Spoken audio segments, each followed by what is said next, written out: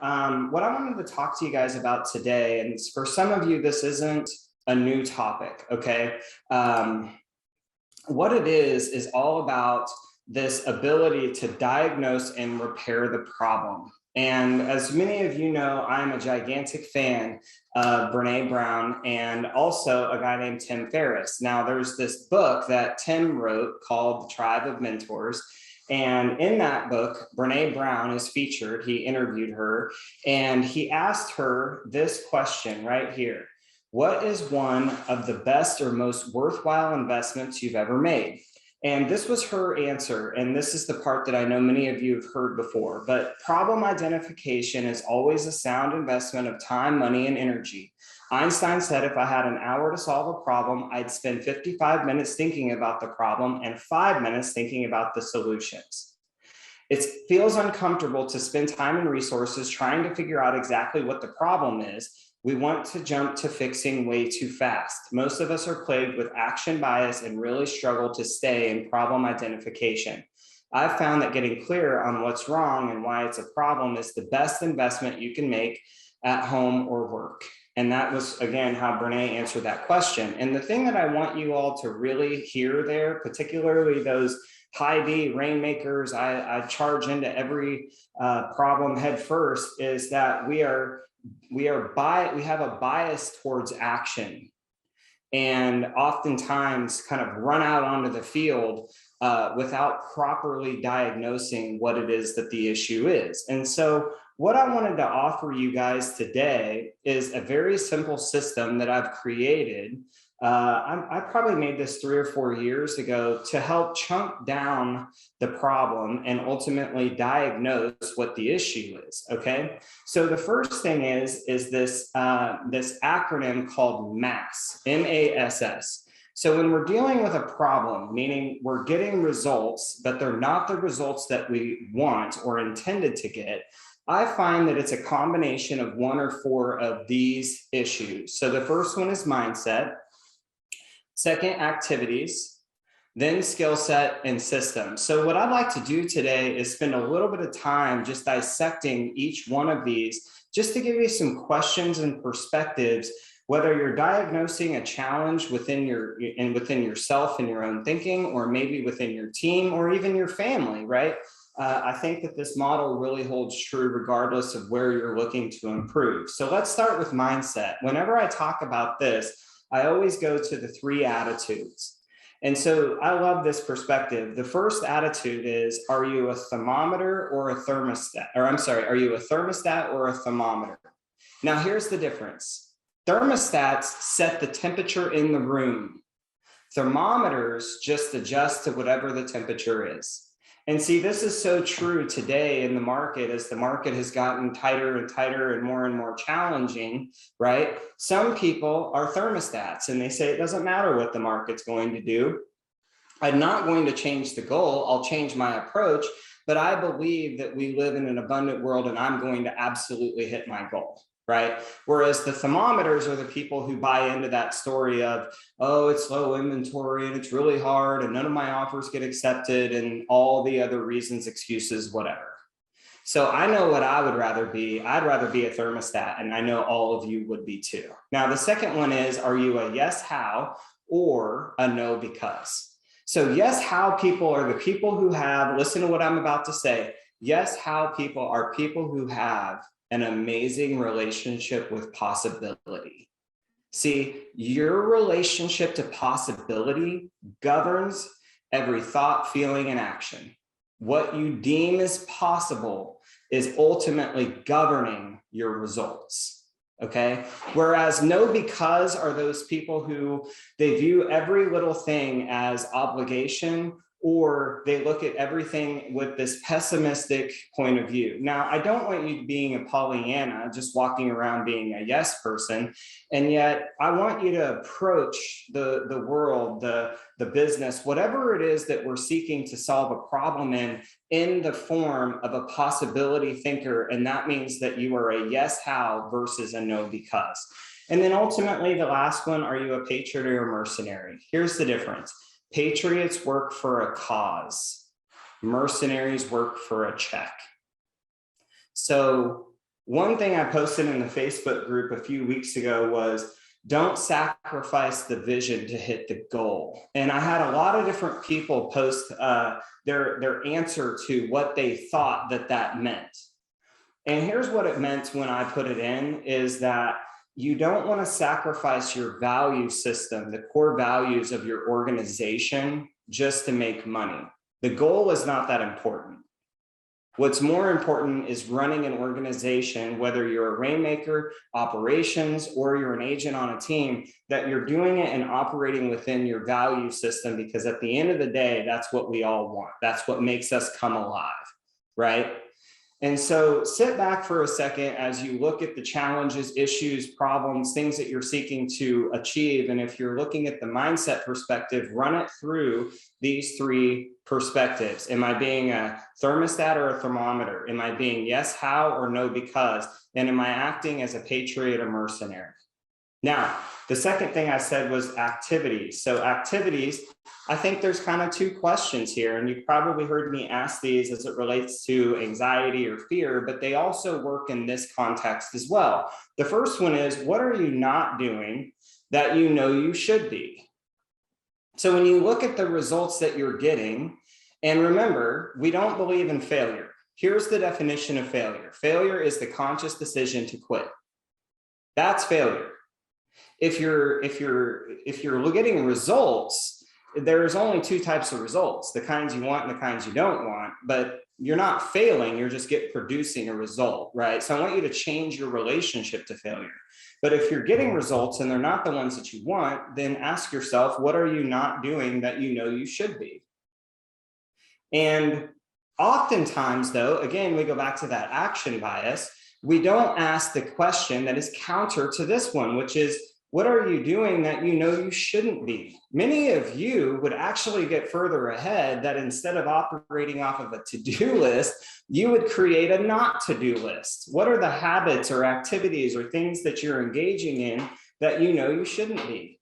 Now, when I was using this question back when the pandemic hit, this second one, the most common answers I got, and you've all heard me say this, is drinking too much booze and watching too much news.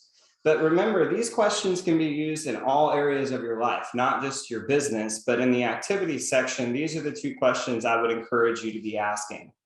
Then we move to skill set. Now, as it relates to real estate today, we talk a lot about scripts and dialogues, and that stuff is important. And yet oftentimes I think when people view scripts, they think of it like an actor or actress learning their lines. It's knowing what to say. And yet I look at this very different. I think the skill set, whether we're talking about sales or leadership, really boils down to these three things. It's the art of asking the right questions the right way. It's the art of being able to overcome objections. And then lastly, how to make the right offers. Now, offers are a really critical piece of this, because if we're talking in the sales arena, every one of you first needs to know the difference between a selling proposition and a value proposition. Now, different people will define this different ways, but here's the definition of each that I would encourage you to consider. A selling proposition in the sales context answers the question, why should I meet with you? Why should I give you the time to discuss selling my home or to discuss buying a home? A value proposition answers the question, now I'm sitting in front of them, why should I hire you? So again, you're sitting in a listing presentation or a buyer consultation, and it's the moment of truth when it's time to hire you, that you can answer that question in a really powerful way. So what I would invite all of you, if we're starting at the top and working our way down, I want to give you action items on each of these. Is questions. Number one, practice the 6 connecting questions on page 95 and shift. Those are the qualifying questions, whether you're working with buyers or sellers, that are so critically important to qualify motivation and timeline. Another thing, you guys, and see, when I first started as a coach at the time, Diana Kokoska was the head of MAPS, and one day she challenged us all to write 50 questions a week. And there were 3 or 4 of us that took on that challenge. And yet of the 4 of us that did it, 3 of us dropped off in the first month, meaning they quit writing them and sending them to her on Sunday after the first 4 weeks. I did it for 3 years in a row and never stopped. For 3 years, I wrote 3,000 questions. Now, I'm not telling you that to beat on my chest. I'm telling it to you as a formula to make you a more skilled leader in your life. And I don't think it has to be 50. In fact, I think that's overkill. But if you want to get really skilled at asking questions, write 5 a day.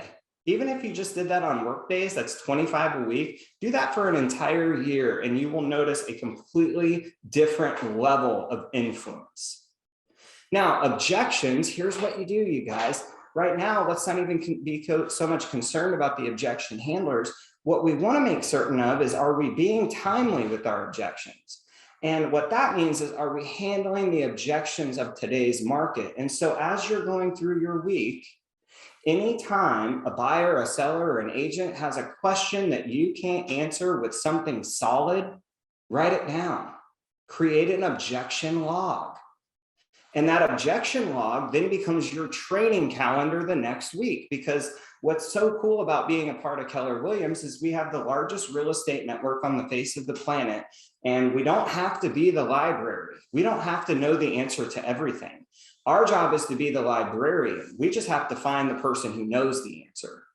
And, you know, anytime you're looking to do something at a high level, you should always ask the question who before you ask how. Who's already got this nailed that can teach me and is a giant that I can stand on the shoulder of? Are you with me? And then offers. Offers are all about markets of the moment, understanding exactly what offers are driving the decision-making of buyers and sellers today, whether that's a selling proposition or a value proposition. For example, if you're talking to a buyer, right, and it's time to ask for the appointment, one of the things I've noticed when I practice this with people on my coaching calls, I'll say, I'm a buyer, tell me why we should meet. I hear something to the effect of, well, yeah, I'd like to walk you through the home buying process. And it's like, well, I've been through the home buying process several times. I don't need to do that. But if you said something like this, you know, one of the reasons that people ultimately choose me is that when I know exactly what you're looking for in your next home down to the nail, I'll shop your home through multiple vending machines. See, most agents, they only use one vending machine, and it's called the MLS. And quite frankly, you already have access to that through Zillow or Realtor.com. I want to shop your wants and needs through the other 3 to 4 vending machines that most people don't know about, so that we get the right home for you today. When would be a good time for us to meet? I can do it Tuesday or Wednesday. See, that's an offer, you guys. That's something that makes somebody excited to actually meet with you. So skill set, remember, questions, objections, offers. Then we're going to finally move to systems. Again, you've seen this quote before. It's one of my favorites from James Clear. We do not rise to the level of our goals. We fail to the level of our systems. And if somebody came to me, right, and they said, what is the one system that if your team or the people you work with absolutely positively nailed, they would go to the next level of success? You know how I would answer that? Follow up. Follow up. That if everybody here truly understood the rules of engagement as it relates to follow-up, then all of our businesses would go like this. And see, the thing about follow-up is it has a few key rules, right? So number one, does every lead get put into the database? Every person you're meeting and capturing, are they being put into the database? Number two, are they assigned some form of an action plan? And then number three, every lead gets a next call date. The next call date is hit and then reset. And see, here's what Keller, the Baylor Keller Research Institute or whatever figured out, is that 95% of sales are made between the 5th and the 12th attempt. 95% of salespeople quit between the 1st and the 4th. So the system I want you to hear about is that you need to keep reaching out, keep calling, even if it doesn't feel like you're making progress with these people until one of 3 things happens. 1, they hire you. 2, they ask you to stop, or 3, they hire someone else. But even if they're not responding, keep going. I promise you, every touch still counts. Somewhere in their mind, you are leaving an impression. And anybody who's done this over time knows this, that one day you get this call and they say, you've been calling me forever and I'm ready to list my house. Will you come out to meet with me? And you have that happen once, you realize the power in the system of follow-up and the rules of engagement around it. So there you go, you guys. If we're looking at problem identification as a key skill, right? What I've given to you is a system to diagnose problems within your organizations or your life.